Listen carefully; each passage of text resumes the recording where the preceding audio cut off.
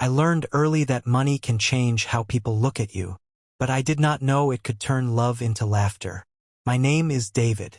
I was once loved by a woman named Tracy Morgan. At least I thought I was. She was not always rich. When we met, she lived simply just like me. We laughed easily, shared cheap meals, and dreamed out loud. I believed love was enough. I was wrong. 2 years later, Tracy became everything money could buy. She wore expensive perfumes that filled the air before she spoke. Her shoes shined like mirrors. Her bags looked like they belonged in glass cases, not on shoulders. And the way she walked, slow, proud, untouchable, made people step aside. When she left me, she did not cry. She did not shout. She only smiled and said, "I can't date a broke man. You will never make it." Those words followed me everywhere. I worked hard after that. I opened a small roadside mechanic shop and took care of my sick father. Life was not easy, but I held on. Then one afternoon, fate parked her broken car in front of my workshop. And that was the day my pain became entertainment. The sound of the burst tire came like thunder. I heard the scream even before I saw the car. When I stepped out from behind the engine I was fixing, my hands were dirty with oil, my shirt soaked with sweat. Then I saw her. Tracy stood by the road, angry, beautiful, and shining like she owned the sun. Her eyes landed on me, and the smile on her face froze. "David?" she said, slowly, like my name tasted bad. For a moment the world went quiet. I remembered her laughter from years ago. Then she laughed again. But this time it was sharp. "So this is your life now?" she said loudly. "A roadside mechanic?" I did not answer. I bent down and checked her tire. My silence made her louder. "I told you," she said proudly. "You would never make it." She threw money at my feet when I finished fixing the tire. I picked each note calmly. My heart hurt, but my face stayed still. Then her phone rang. She spoke sweetly into it, bragging about her party, her guests, her power. She laughed and called me useless. I heard everything, and I still asked her for help. That was my mistake. I asked Tracy to invite me to her party. Not as a guest, just to meet people, just for a chance. She laughed so hard she held her stomach. "Invite you?" she said. "You don't even belong near rich people." I told her about my father, about my shop, about my hope. She looked at me like a queen looking at dust. Then she surprised me. "Give me your number," she said. "I'll think about it." Hope filled my chest like fresh air. That weekend, I stood outside her mansion, feeling small. The house was huge. The gate alone looked more expensive than my entire shop. She came down wearing silk, holding a drink, smiling proudly. "I will help you," she said, "but not for free." She told me I would work for her for 1 month. Clean, cook, Washington serve, obey. My heart sank. But I remembered my father's weak voice at night. I remembered my empty shop. "I will do it," I said. She smiled. "Good," she said. "Know your place." That was the moment my dignity started slipping away. The work started immediately. I washed 6 cars under the hot sun until my arms shook. I cleaned rooms bigger than my shop. I carried bags, washed clothes, and ran errands like a shadow. Tracy watched everything with satisfaction. One day, she took me shopping with her. The mall was cold and bright. She picked expensive items without checking prices. I carried the bags until my hands hurt. Then she went live. She showed me to the world. "This is my ex," she laughed. "Now he's my servant." People laughed in the comments. Thousands watched. I looked away, swallowing my shame. When we got home, something broke inside me. I told her calmly that what she did was wrong. She exploded. "Without me, you are nothing," she shouted. I apologized. That night, she sent me to fetch water from a far well because she wanted it to smell natural. As I walked with the heavy basin on my head, I wondered how love turned into this. That was when Jake saw me. He stared like he did not recognize me. "David," he said, angry and shocked. "What happened to you?" I told him everything. He shook his head. This is not help. This is cruelty. I wanted to believe him, but I needed hope.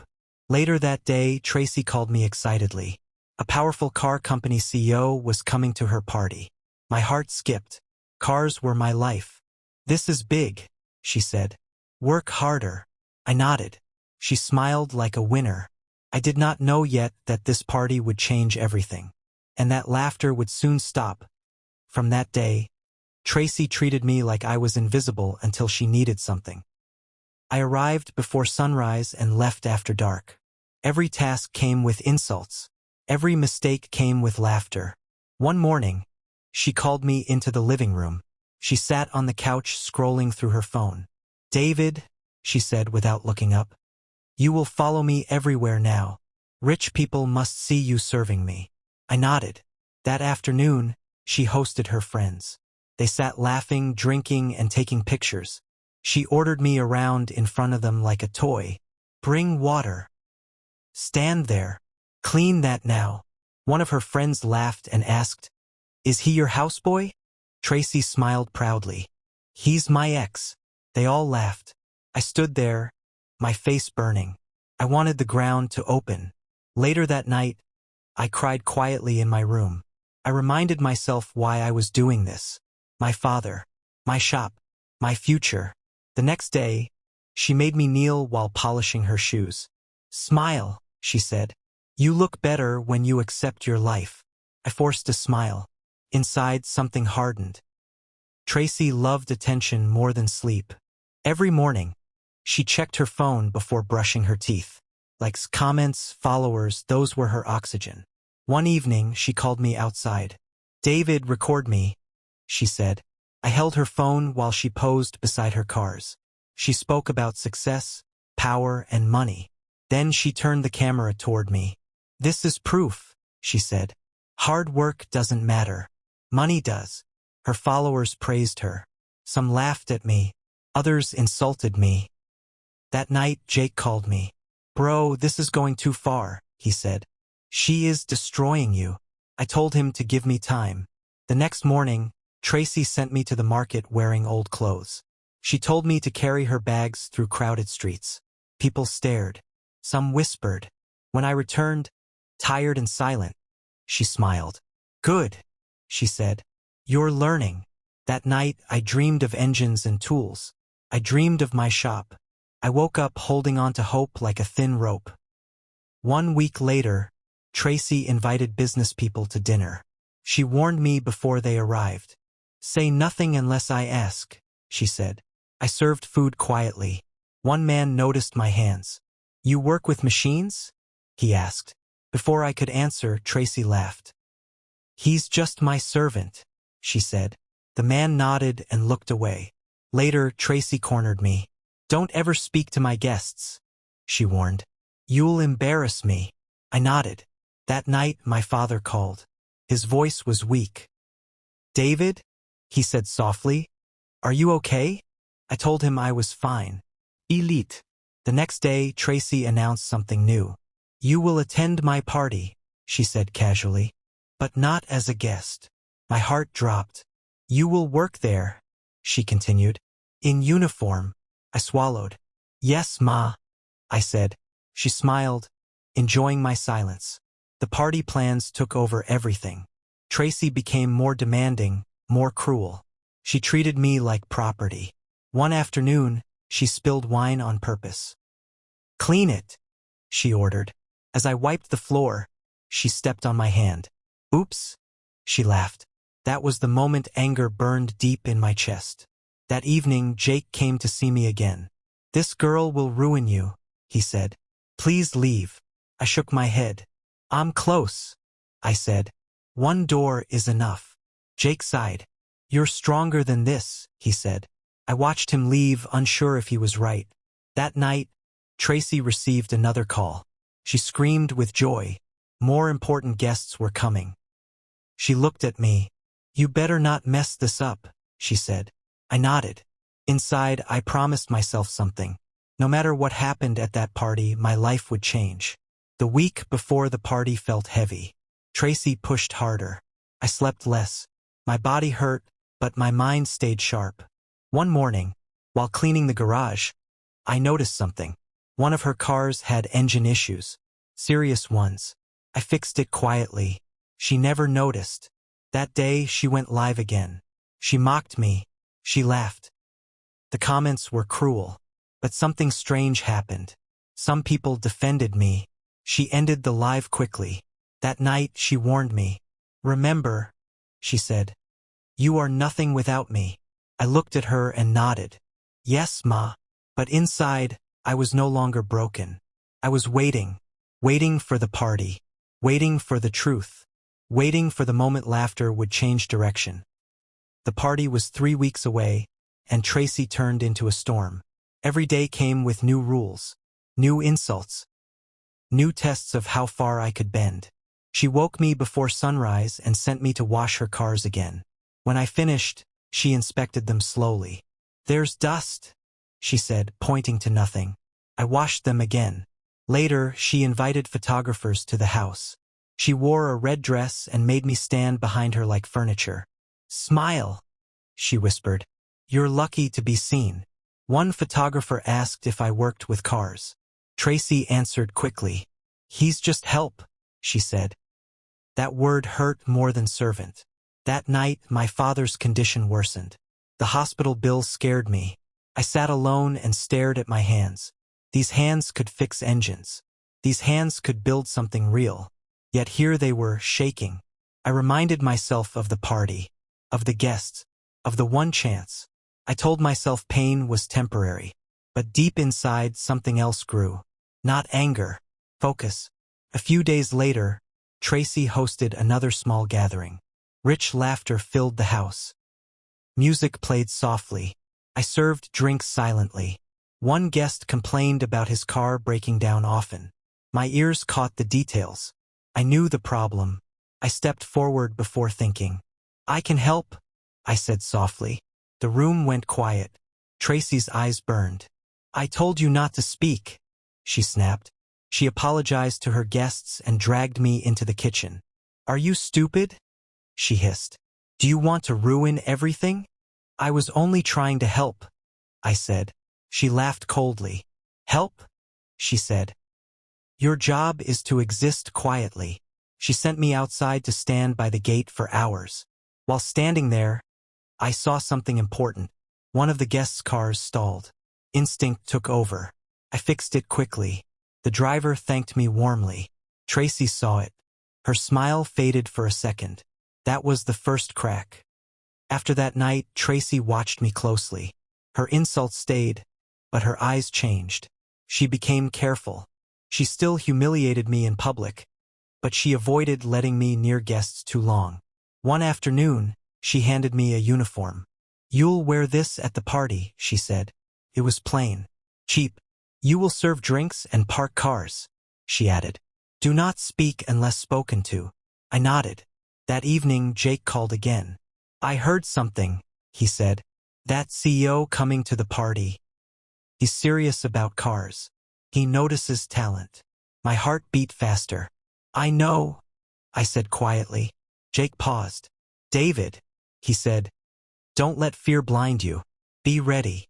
That night, I barely slept. I imagined engines, conversations, opportunity. Tracy laughed loudly in the next room, celebrating herself. She had no idea. The final week arrived. Tracy became unbearable. She shouted more. She smiled less.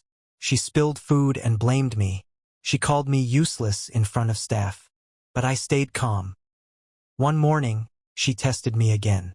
"If I didn't help you," she said, "where would you be?" I answered softly, "At my shop." She laughed. "Exactly," she said. "Nowhere." That word followed me all day. Nowhere. That evening, I fixed another guest's car quietly. He thanked me and slipped me his card. Tracy did not see. I hid the card carefully. Hope felt dangerous now. The party was 2 days away. The night before the party was silent. Tracy walked around the house like a queen preparing for war. "Drek hung everwu." Staff rushed around. She called me into her room. "Remember," she said, fixing her mirror. Tomorrow decides your life. Yes, Ma, I replied. She smiled. You should thank me, she added. I made you visible. I nodded. That night, I sat alone and looked at my hands again. They were steady. Tomorrow, I would stand in the same room as powerful people. Tomorrow, laughter would fill the air. But this time, I was ready. Ready to be seen. Ready to speak. If given the chance. Ready for the truth to rise. The party day arrived like a storm. Cars filled the street. Music shook the air. Lights flashed like stars. Tracy stood at the entrance, smiling like she owned the night. I wore the plain uniform she gave me. People passed without looking twice. Stand straight, she whispered. Don't embarrass me. I nodded. Inside, the room was full of powerful voices and expensive laughter. I carried drinks and parked cars. My eyes stayed open. Then I saw him. The CEO. He stood near his car, frowning. His driver looked nervous. Engine won't start, the driver said. I stepped closer, careful. I can help, I said quietly. The CEO looked at my hands. You know cars? Yes, sir, I replied. Before Tracy could stop me, I opened the hood. The problem was clear. I fixed it in minutes. The engine roared. The CEO smiled. Impressive, he said. What's your name? David, I answered. Tracy froze. The CEO asked me questions. Real questions. I answered calmly. How long have you worked with cars? Years. Why are you serving here? Before I could speak, Tracy rushed in. He's just staff, she said quickly. The CEO looked at her, then at me. Is that true? He asked. I met his eyes. I'm a mechanic, I said. This is not my life. Silence spread. People turned to listen. Tracy laughed nervously. He's joking. The CEO shook his head. Talent doesn't joke, he said. He asked for my shop address. Tracy's smile broke. That moment changed everything. Whispers followed me all night. Guests asked questions. I answered honestly. Tracy watched from a distance, angry and scared. She pulled me aside. What are you doing? She hissed. I'm being myself, I said. She raised her hand but stopped. People were watching. Later, the CEO returned with 2 other men. They talked cars, business, possibility. They invited me to visit their office. In front of everyone, Tracy stood frozen. The laughter had stopped. The party ended quietly. Tracy did not speak to me. The next morning, my phone rang. It was the CEO's office. They wanted to partner with me. I sat down, shaking. Later, Tracy came out. You used me, she said. I looked at her calmly. No, I said. You tried to bury me. She had no answer. I left that house that day. I returned to my shop. Within weeks, everything changed. Support came. Tools came. Growth came. One evening, I saw Tracy online. No laughter. Just silence. And for the first time in a long time, I felt free. The weeks after the party moved fast. My shop changed almost overnight. New tools arrived. Better machines. People who once ignored me now waited in line. I worked harder than ever, but this time my back was straight. The CEO visited my shop himself. He watched me work without interrupting. When I finished, he nodded. You don't just fix cars, he said. You understand them. We signed a partnership deal that day. It was simple but powerful. I would manage repairs for their high-end cars in the city. That night, I visited my father in the hospital. For the first time, I paid the bills without fear. He held my hand and smiled weakly. I knew you would rise, he said. I cried quietly, not because of the money, but because I survived without losing myself. Tracy tried to call me. I did not answer. She sent messages. Long ones, short ones, angry ones. I read none. One afternoon, Jake visited my shop. He laughed when he saw the changes. I told you, he said.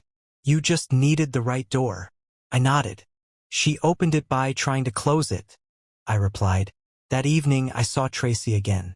She stood outside my shop, dressed simply. No crowd. No laughter. I didn't know you were this good, she said quietly. I wiped my hands and looked at her calmly. You knew, I said. You just didn't care. She had nothing to say.